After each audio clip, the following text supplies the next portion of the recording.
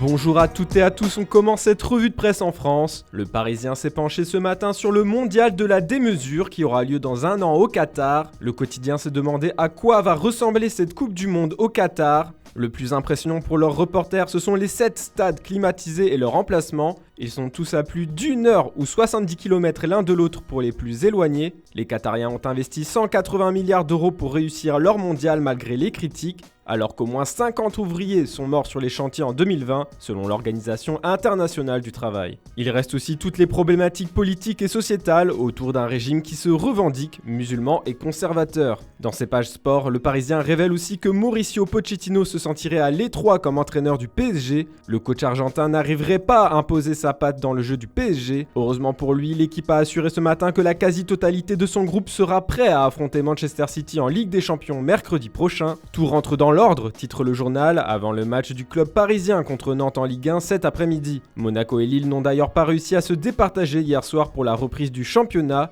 Lille n'y arrive pas, écrit l'équipe ce matin. Malgré 2 buts d'avance, les Monégasques ont su recoller au score de buts partout.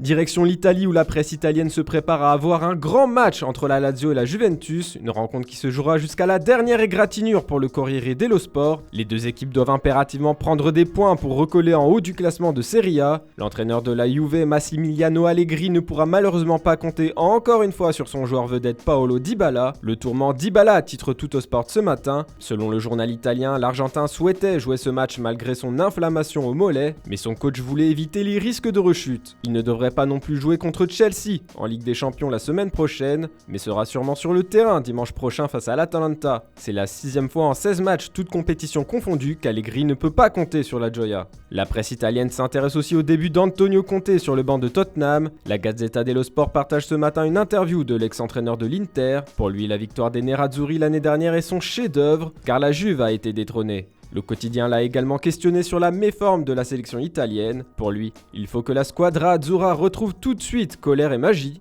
Enfin, le manager a révélé que Tottenham est le défi le plus difficile de sa carrière. La presse anglaise a présenté ce matin l'une des mesures entreprises par le coach pour réussir son défi. Pour lui, la clé se trouve dans la préparation et surtout la nutrition. Conte a banni les fast-foods, le ketchup et la mayonnaise pour tous les joueurs en mauvaise forme physique à Tottenham. Il faut travailler dur chez les Spurs pour être autorisé à manger un burger. Nous partons maintenant en Espagne où tous les yeux sont rivés pour la première de Xavi sur le banc de Barcelone ce soir. De plus, ce ne sera pas n'importe quel match puisque ce sera le derby contre l'Espagnol, le méga derby pour Mundo Deportivo.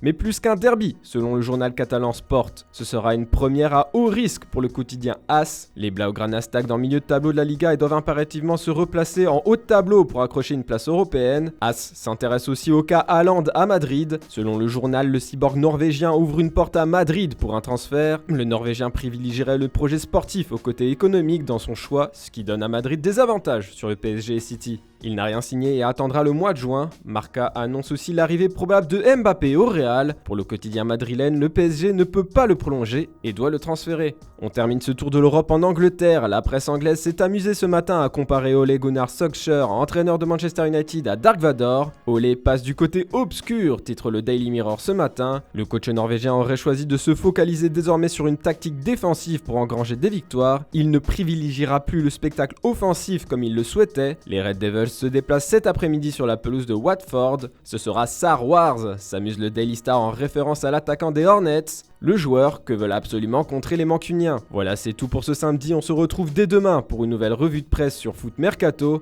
En attendant, n'oubliez pas de liker et de vous abonner. Bonne journée à toutes et à tous.